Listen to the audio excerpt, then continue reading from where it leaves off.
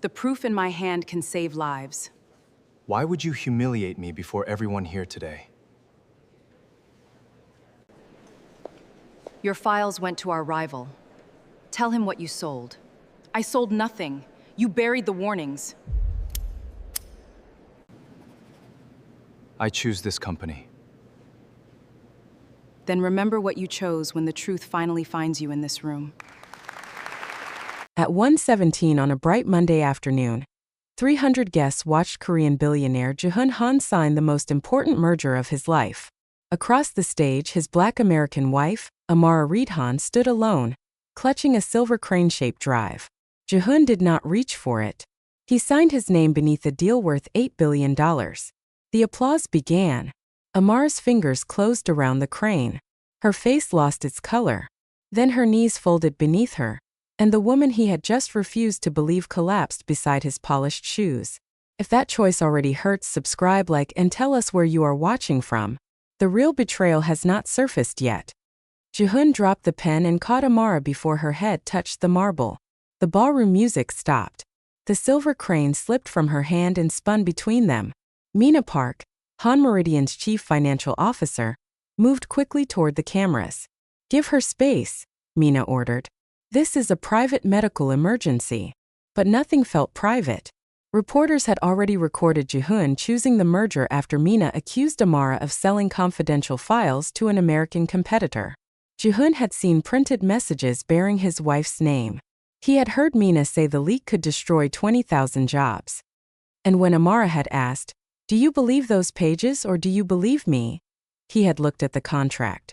Now, as paramedics carried her away, Amara's question followed him louder than the applause. At the hospital, an unnamed doctor pulled Jihoon aside. Amara had survived, but an implanted rhythm regulator had failed to send its final warning. The device came from Han Meridian's medical division, the same division at the center of the merger. Worse, Amara had filed 3 safety reports during the previous month. Every report had been closed without investigation. Jihoon stared through the glass at his wife. A clean bandage rested near her collarbone. Her wedding ring was still on her hand, but it no longer looked like a promise. It looked like evidence against him. A nurse returned Amara's belongings in a clear bag. Inside lay the silver crane drive. Jihoon recognized it immediately. He had given it to her on their first anniversary and engraved one sentence beneath its wing. "Choose what is right, even when it costs you." Before he could open it, Mina arrived. "That drive contains stolen company records," she said. "If you access it, the board will say you helped her."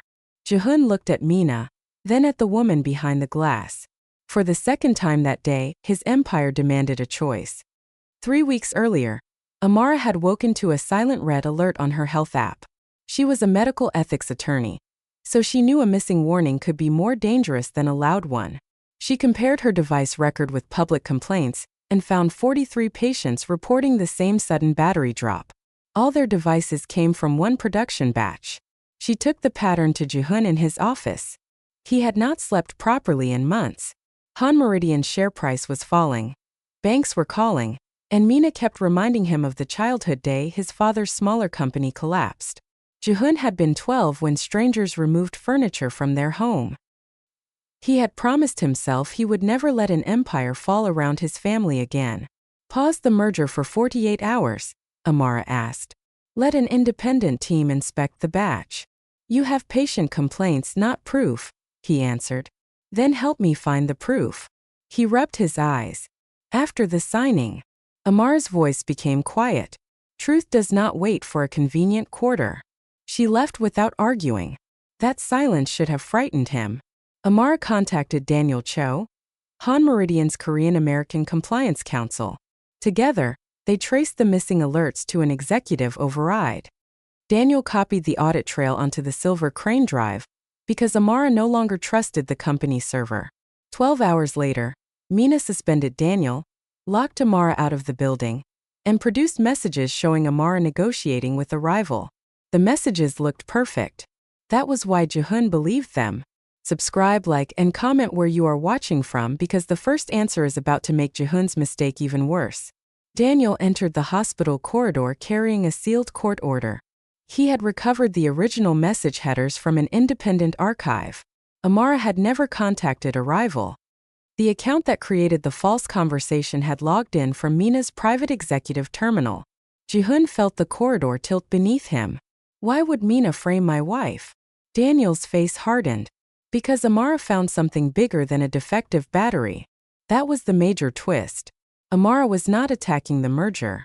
She had been trying to save patience and protect Jihoon from signing a fraudulent deal. The leak, the public humiliation, and even Daniel's suspension had been built to isolate her before the gala. Jihoon opened the silver crane drive. Most files were encrypted. One folder showed 43 suppressed warnings. Another revealed that Mina had moved company pension money into the failing medical division to make it appear profitable. If the merger closed, the fraud would disappear inside a larger corporation, and Mina would receive a $200 million bonus. Jihoon called the board and froze the signing. Mina responded within minutes. She persuaded the directors that Jihoon had become emotionally compromised. By sunset, he was removed as chief executive pending an investigation. The empire he had chosen took his chair, his authority, and his voice. Amara woke the next morning. Jihoon entered her room without flowers, excuses, or lawyers. He placed the crane drive on the table. "I was wrong," he said. "I let fear speak louder than you." Amara looked at him for a long moment. "You did not simply doubt my evidence. You doubted my character when believing me became expensive." He reached toward her hand, then stopped before touching it. "Tell me how to repair this. Start by repairing what your company did to people who do not have your money. And us." Her eyes filled, but her voice stayed steady. "I love you. That is why this hurts. Love is not permission to abandon me in public and apologize in private." She asked him to leave. This time Jihoon respected her answer. Outside, Mina announced that Amara had tampered with her own device to sabotage the merger. She offered Jihoon a way back. Deny his wife, blame Daniel, and reclaim his position. Jihoon read her proposal once. Then he released every email showing how he had dismissed Amara's warning. He admitted his failure before anyone could use it against her. The confession cost him billions. It also gave Daniel enough leverage to unlock the final folder on the crane drive. Subscribe, like, and tell us where you are watching from. What Mina hid next changes Amara's collapse from an accident into a choice. The folder contained a recording from Mina's office. Her voice was calm as a quality manager warned that Amara's exact device serial number belonged to the defective batch. The manager asked whether they should contact her immediately. Mina answered, "Not before the merger. If the billionaire's wife receives a recall notice, every reporter will investigate the batch." She had known Amara was personally at risk. She had blocked the warning, forged the leak, and allowed the gala to continue because one woman's safety was cheaper than losing her bonus. The nuclear truth was brutal. Amara had not collapsed while trying to destroy Jihoon's empire. His empire had nearly destroyed her because Mina believed Jihoon would always choose it first. Jihoon did not hide the recording. At a daytime press conference in the same ballroom, he stood beside Daniel and played it for the board, regulators, patients, and cameras.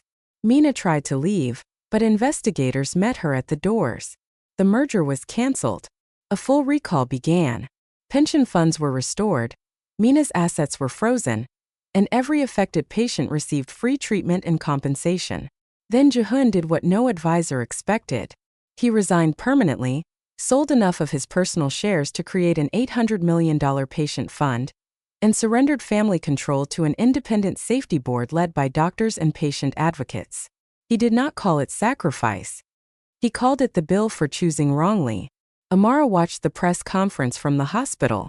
She did not smile when Jihoon apologized to her by name. Public honor could correct public humiliation, but it could not erase it. For the next 10 months, Jihoon never asked her to come home. He attended counseling. He worked with recall teams without cameras. He sat with families who had been ignored and listened without defending himself. Whenever Amara set a boundary, he kept it. Whenever she asked for a document, he produced it. He stopped trying to prove that he loved her and began proving that he had learned how. Amara recovered and founded the Reed Patient Truth Center in Atlanta. She wore her wedding ring on a chain while she decided what forgiveness would mean. She was not waiting for Jihoon. She was rebuilding a life that could stand with or without him. At the center's first public opening, Jihoon arrived alone. Bright morning light filled the glass lobby. He handed Amara a small box. Inside was the silver crane drive, repaired but not erased. "It once carried the truth because I refused to hear your voice," he said. "I will never ask you to forget that." Amara closed the box. "I cannot return to the marriage we had." His face fell, but he nodded. "I understand." Then she placed the box between them and held out her hand. "If there is an us again, we build something new. No empire above the truth. No love without trust. One honest day at a time." Jihoon took her hand gently. One honest day at a time. She did not give him an easy ending. She gave him a real beginning. Sometimes the greatest proof of love is not what someone promises when life is beautiful. It is what they are willing to lose when telling the truth becomes costly. Jihoon once chose an empire and almost lost the woman who taught him what was worth protecting. In the end, he learned that power can purchase silence, but only humility can rebuild trust. If this story moved you, subscribe to Empire City Romance Stories, like the video, turn on notifications, and comment where you are watching from. Would you have given Jihoon a second chance? And remember, love should never ask you to disappear so someone else can keep their throne.